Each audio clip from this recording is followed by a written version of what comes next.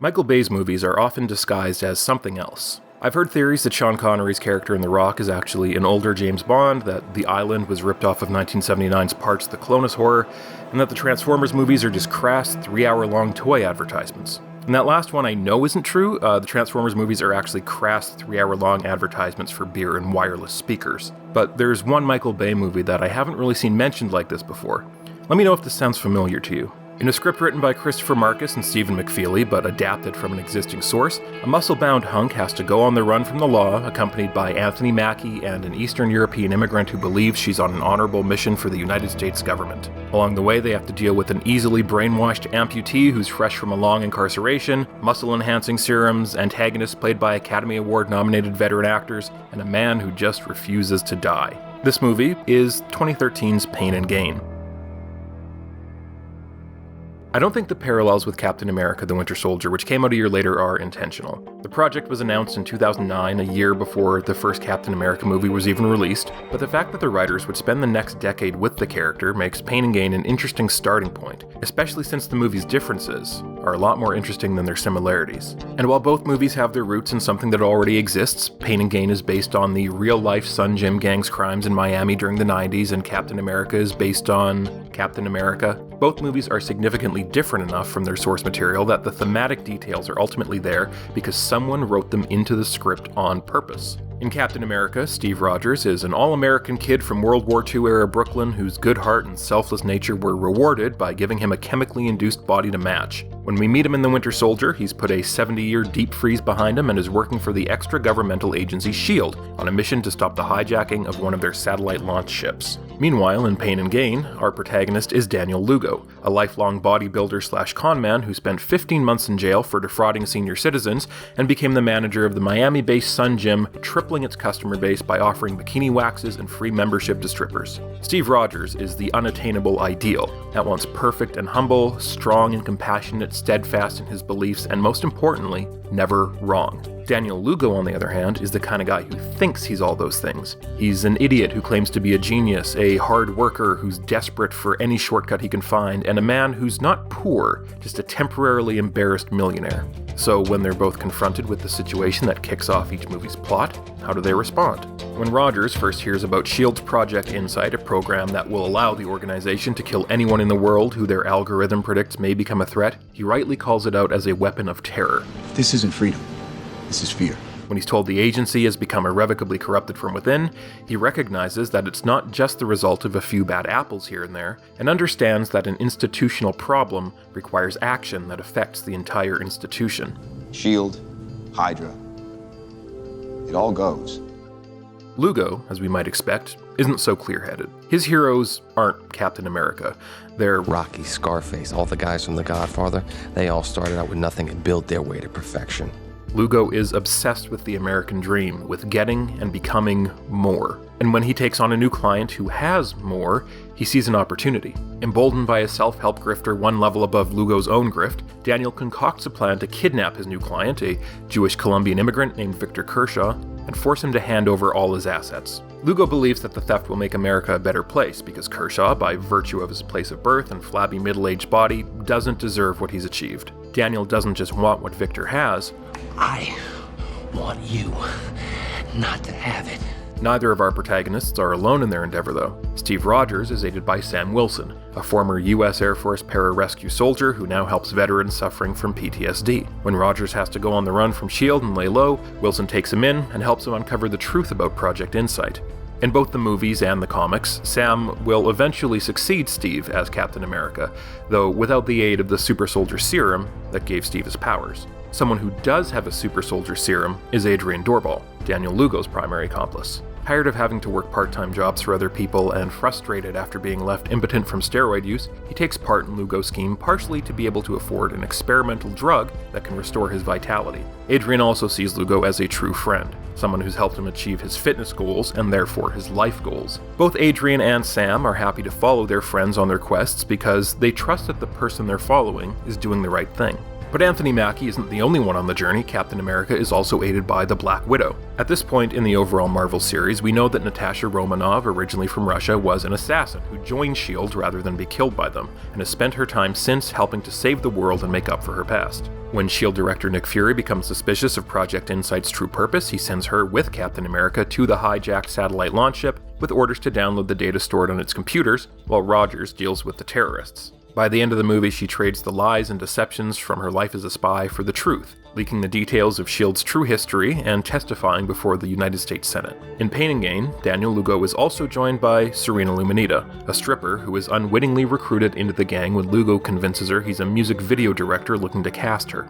Originally from Romania, she traveled illegally to the United States after a failed beauty pageant career in the hopes that she could achieve her own American dream of following in the footsteps of Julia Roberts' character from Pretty Woman. When she eventually catches on that Lugo isn't really a music video director, he pivots and tells her that he's actually an undercover CIA agent, and that the questionable equipment he's obtained for his scheme is government issue. She believes him and wholeheartedly goes along with his plan, saying that she'd die for her adopted country. And the task that Daniel gives her is to watch over the fourth member of the group, Paul Doyle. During a stint in prison prompted by a cocaine-fueled Christmas burglary, Doyle became a born-again Christian and dedicated himself to his mission, protecting all of God's creatures by doing great violence to the rest of God's creatures. Doyle's moral center makes him initially resistant to Lugo's scheme, but his violent nature rears its head, making it apparent that he's not quite the reformed man he claims to be, and he agrees to go along with the plan as his other alternatives are quickly diminishing.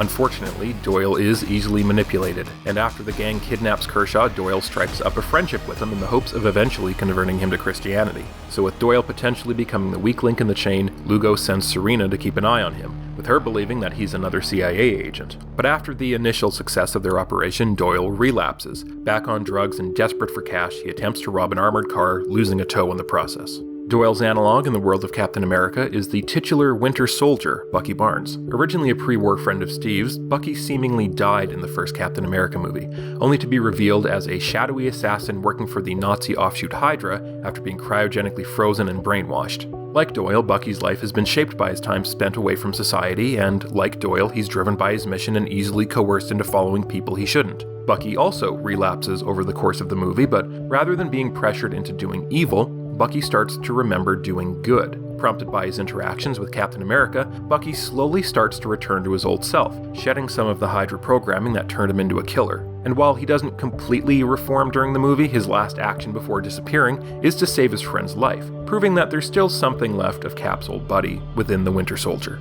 But Bucky's not the only opposition that Steve faces, as he and his allies are also opposed by the forces of Hydra, who are revealed to have been a part of S.H.I.E.L.D. since the beginning, using it as a cover to push the world towards a future that is under their control. Nick Fury, a mainstay in the MCU and the face of S.H.I.E.L.D., is seemingly assassinated after he gets too close to uncovering the truth about the organizations and its real plans. And rather than a sprawling extra-governmental agency, the slightly less heroic Sunjim gang only have to contend with retired private detective Ed Dubois III. When the police refuse to believe Victor Kershaw's outlandish story about his kidnapping and torture at the hands of a gang of bodybuilders, he contacts Ed, who agrees to take his case, stating that what they did to Victor is un-American. During the movie, Ed fruitlessly tries to get the police to take action against the gang, but because they don't want to be seen as sympathetic to immigrants like Kershaw, Lugo and his accomplices are left to their own devices until they accidentally murder a white businessman and his girlfriend, at which point the police spare no expense in hunting them down, because that's the kind of world this is.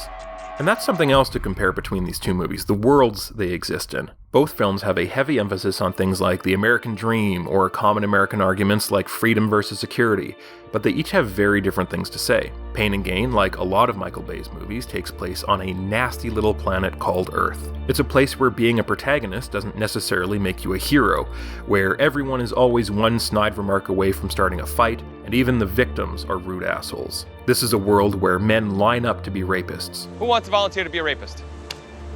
Sure. Right here. Can you pick me?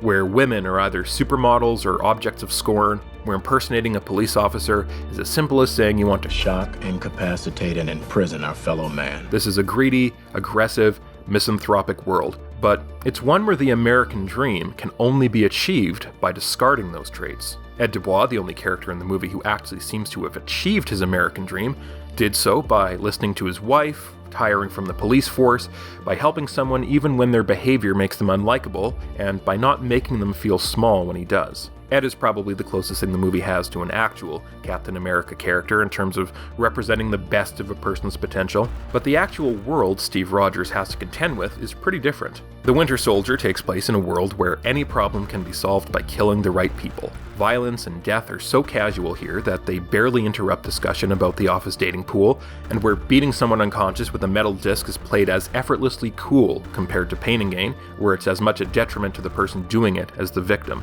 In Pain and Gain, it takes committed, concerted effort to end a person's life, or, in the case of a freak accident, dealing with that death becomes the killer's sole focus. In Captain America, not only is killing people the world's most effective problem-solving strategy, the act of violence itself is rewarded by the universe. When Steve encounters the leader of the terrorist group holding S.H.I.E.L.'s ship hostage, he doesn't dispatch him quickly and efficiently like he did with the nameless goons, but instead gives in to his taunts and engages in a macho-posturing fistfight, and in doing so, accidentally discovers Black Widow accessing the ship's files, a part of the mission he wasn't supposed to be aware of. Beyond the application of violence, the world of the Winter Soldier is also subtly just as materialistic as the world of Pain and Gain. Where Pain and Gain makes the acquisition of wealth and material possessions an explicit goal of the characters and the cause of their downfall, Captain America makes it more subtle and more personal. After spending 70 years frozen in Arctic ice, Steve Rogers has a lot to catch up on and keeps a notebook with a list of those things, mostly suggested by the people he interacts with on a daily basis, so S.H.I.E.L.D. operatives. And while there are a couple of major historical events in there like the moon landing and the rise and fall of the Berlin Wall, the vast majority of it is pop culture ephemera. Star Wars is more important than the civil rights movement. Disco had more influence on American life than 9/11. Steve is concerned about Project Insight being an overreach in US military power, but the guy was frozen in February 1945. He might not even know that his country nuked Japan 6 months after he basically died to keep weapons of mass destruction from being used. And while it's likely that he was briefed on a lot of these things in the 2 years since he joined the modern world, this is a movie, and these are the things that the filmmakers decided to show as important for Steve to be told about. In fact, they're so important that his list was localized for 11 different countries to make sure that the things Steve would value were the same things the audience valued, no matter where in the world they were. And the things that Steve Rogers, America's best guy, has been instructed to value the most are I Love Lucy and Apple computers, and nothing bad has ever happened. And if this seems sort of sinister that Captain America is being deliberately kept away from learning the darker parts of history, it is. And it's not just because it turns out that S.H.I.E.L.D. is, has been, and always was a legitimate front for a Nazi plan to destabilize and take over the world. It's because in this world, all the bad things that have happened during the 20th century turn out to be the actions of a single group of nefarious evildoers that, strangely enough, can be safely and effectively eliminated just by crashing an aircraft into a building. Again, this is a world where any issue can be solved by killing the right people. A world where the actions of a seemingly infinitely wealthy extra-governmental military agency are accepted as cool and good by not only Captain America, but by every other person involved, right up until they find out the people they're doing those things for have the wrong kind of secret handshake. It's clear that Marcus and McFeely have some interesting things to say about America and the American dream, whether those words are being filtered through the squeaky clean Marvel machine or the manic, misanthropic energy of Michael Bay. One movie shows greedy, vain people who are products of a greedy, vain world and commit heinous actions as a result. The other shows people who are noble, selfless, trying to do the right thing in a world where violence is always the right answer, and the difference between a good act and an evil one could be as simple as the logo someone wears while they're doing it.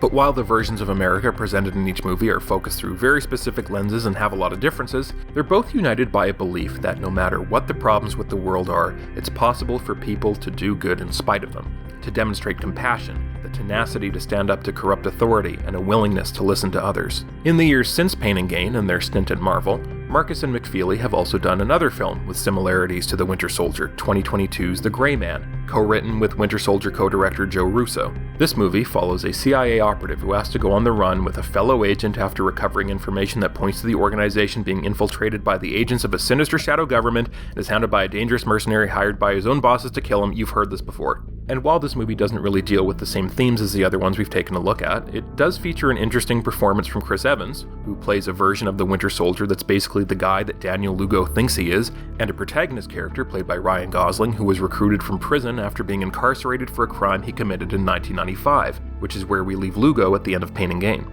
So although it's not as engaging as either Pain and Gain or The Winter Soldier, The Gray Man does make an interesting third act to a very unconventional trilogy from Christopher Marcus and Stephen McFeely. But those guys aren't the only ones involved with Pain and Gain, and Michael Bay's big, greasy fingerprints are all over the movie. For him, the movie feels like an homage to the Coen brothers, whose actors Bay has regularly cast for his own projects for years. And Bay's other movies have a lot to talk about as well, particularly the Transformers series. Despite their critical pounding, Michael Bay's Transformers movies made more than $4 billion at the box office over their decade-long run. He's the fourth highest grossing director of all time, behind Peter Jackson, the Russo brothers, and Steven Spielberg, who have all made movies that people still talk about years or decades after their release. For better or worse, his films resonate with people. They take the part of the audience that's more Daniel Lugo than Steve Rogers and reflect it back at them, using it to make a shitload of money. I consider Pain and Gain to be a sort of Rosetta Stone for Bay's movies, something that, as a more straightforwardly satirical dark comedy, doesn't require the heroes to be good people or the world to be worth saving. And I think that, intentionally or not, the outlook that the movie presents is something that's in a lot of Bay's other films as well, particularly the Transformers series. But that's way beyond the scope of this video, so for now I'll just say that there may be more to Michael Bay than meets the eye, and there's a lot that meets the eye.